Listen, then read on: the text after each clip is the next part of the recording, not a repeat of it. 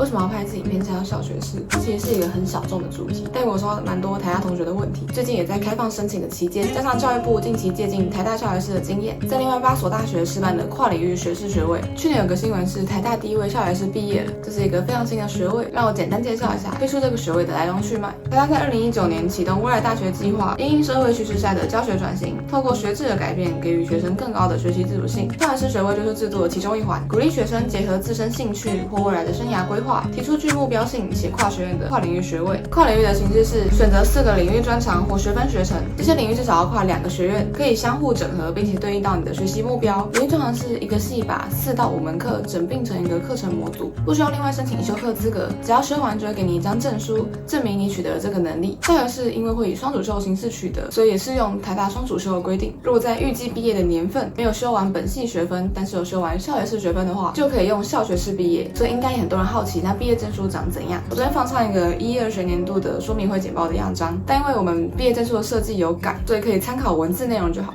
那应该有很多人是没有看过的频道点进来的，所以我就介绍一下我的背景。我的本系是台大生传系，全名是生物产业传播暨发展学系，现在是大3。申请校学士是大1升大2的时候，所以是第2届的校学士。今年度要申请校学士的同学就会是第4届。我在校学士的领域有以下4个：公共心理学、营销管理、科技与创新管理、当代文学与创意写作。学位的名称是商业心理学与科技管理。那因为我有改过领域，所以跟其他影片看到的资讯可能会有出入。我在这学期把资料导向决策与视觉化这个领专换掉原因是这个领专的课很多都是小班课，我有点修不太到，自己是预计想要准时毕业的，所以就换了一个可以更顺利修到课的。接着分享我当初的申请动机。我在另外一支影片有说过，一开始我是想要尝试转系，同时我也看到校学士的说明影片，到了学习规划办公室了解之后，就有来准备校学士的申请，也就是转系没转过，但是我申请到校学士。不过在真的去规划学位、实际修读之后，我还是可以很有自信的说，校学士真的带给我很多。在规划学位的过程中，我要纳入哪些领域，甚至是这个学位的名称要怎么取，都会连接到我的学习目标或生涯目标，是一个以终为始的思考路径。所以规划时，我会一直回头思考这个能力、这个领域是不是我真正想学的，是不是我真的有兴趣的，以及它和其他领域能够怎么去结合。我认为这是一个非常难得也很重要的过程。在高中升大学，我们要选校系的时候，不一定有心力，或是不一定有能力能够去思考这么多。在没有实际修过大学课，往往都只是根据自己对那个科系的表面的印象，就是比较僵化的这个科系出来就可以做什么的思考方式，去决定我们的校系。但实际进入大学修课之后，能有这个机会好好的去摸索自己有兴趣的领域是什么，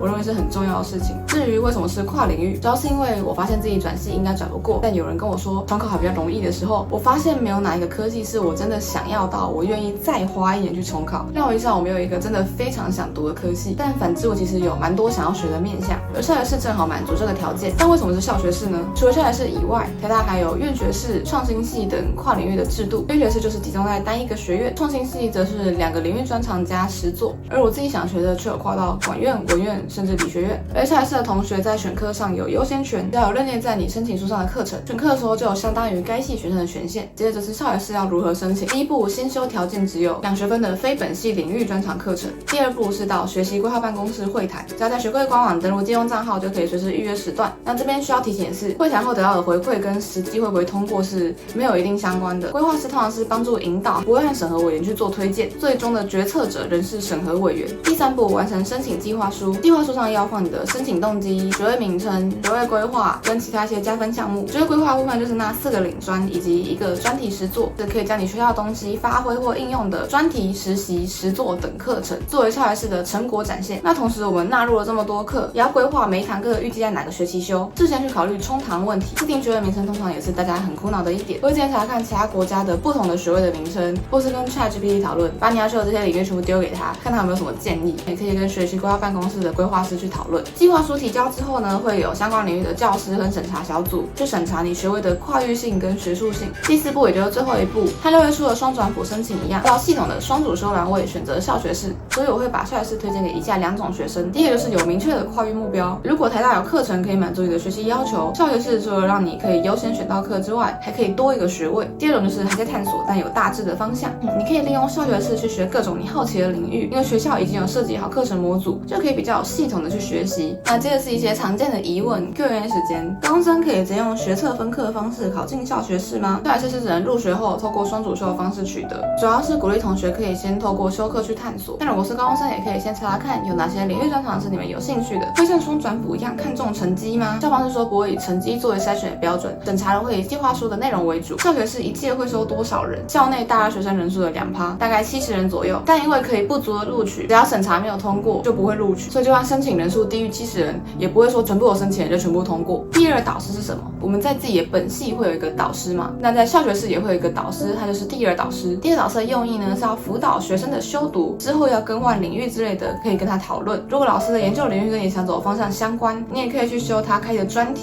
就会有一个很像指导教授的人可以跟你去讨论你在学校上遇到的困难或是瓶颈。公教中心会鼓励学生自己去找第二导师，但如果没有找的话呢，他们也会根据你的领域去帮你配一个。像我的第二导师就是学校配的，但因为教授研究领域跟我想走的方向比较没有那么相关，所以就是我只有见过他1-2次。那结论就是建议可以自己去找你的第二导师。从大2开始修校学士到现在大3，大概快2年的时间，我有些过来的心得可以分享给想申请的同学，让你们有一个心理准备。第一个是申请到校学士不代表都修得到课，虽然核准课程有等同于本系的修课权限，但如果碰到小班制的、太热门的或需要额外申请的课，也不一定有免死金牌一定可以修到。能做的是在加签信或加签表单中强调你在选这堂课的优先性跟必要性。第二个就是冲堂问题，强烈建议要先查好你想修的领专里面的课程以往的开课时间，因为不同科系开的课，它不会像同一个系开的必选修课程一样帮你把时间错开，所以在申请书上写预计修课学期的时候，就要把这点考虑进去。第三个是查好课程评价，不要只看课名，这个道理就像高3选科系的时候一样，只看课的地图，然后觉得这些课好像学都蛮有趣蛮有用的，结果上课以后才发现根本超水。所以建议一定要去查课程的评价，或是预约学习规划办公室提供的同侪顾问咨询，问那系的学长姐知不知道这些课程的评价。第四个是身为校学士学生，其实一个人修课会有一点孤单，所以我会很推荐可以去多参加校学士的任何活动，认识到有修同一个领专的朋友，之后一起上课，除了不会变成分组孤儿之外，也可以一起交换这堂课的资讯，上一课也会比较开心。大2的课都是跟认识的人一起修，大3则是大部分的课都自己去修，有时候上课漏听到哪些资讯也没什么人可以问，如果你1个礼拜没有跟其他朋友见面的话，你就真的不会讲到什么话。来申请校学士之后，陆续有在杜鹃花节、校学士说明会、国际书展的学习规划排卡发布会、教育部记者会、还教育的 podcast、Michael 的 YouTube 影片，以校学士学生的身份分享申请动机跟心得。那这学期我也刚修完了全台第一个专门设计给跨领域学士的专题课程——校学士专题讨论，在这6周内实际产出了一个 poster， 也让我更好的去统整我在校学士学到的东西，可以怎么运用到我的自媒体经营这些面向。每个同学打造的学位都各有特色，可以让我看到说不同的学习背景跟人格特质会设计出来的学位都非常不一样。校学士都让我们看到了很多的可能性，因为是门新的制度，一定还有很多进步的空间。每年的校学士座谈会，公教中心也都会很 open-minded 的去寻求学生的意见，改进的速度也是非常快，